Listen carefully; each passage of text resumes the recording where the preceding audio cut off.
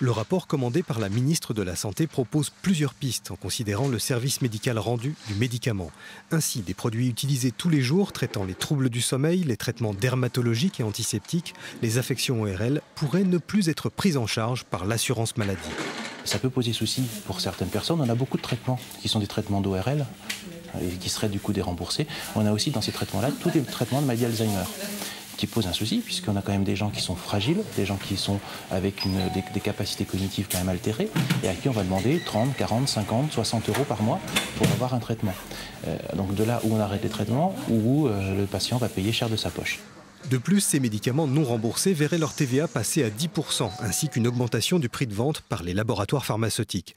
Les préconisations du rapport prônent d'abord une suppression du taux à 15%, puis les taux de 30 et 65% fusionneraient pour un taux unique de remboursement aux alentours des 60%. Les médicaments pris en charge à 100% demeureraient sur la liste. Mais la volonté du gouvernement est aussi de mettre à plat le système d'évaluation des médicaments. Reste que les patients pourraient bien en faire les frais.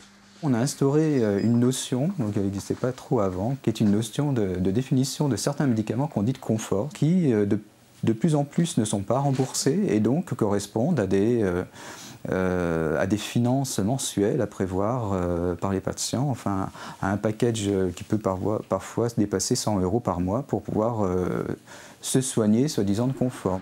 Des pharmaciens font déjà signer une pétition contre le déremboursement pour alerter leurs patients. L'année dernière en Bourgogne, les 4 caisses d'assurance maladie ont remboursé 454 millions d'euros de médicaments. Les médicaments remboursés à 15 et 30% ont représenté une part de 13,6 millions d'euros.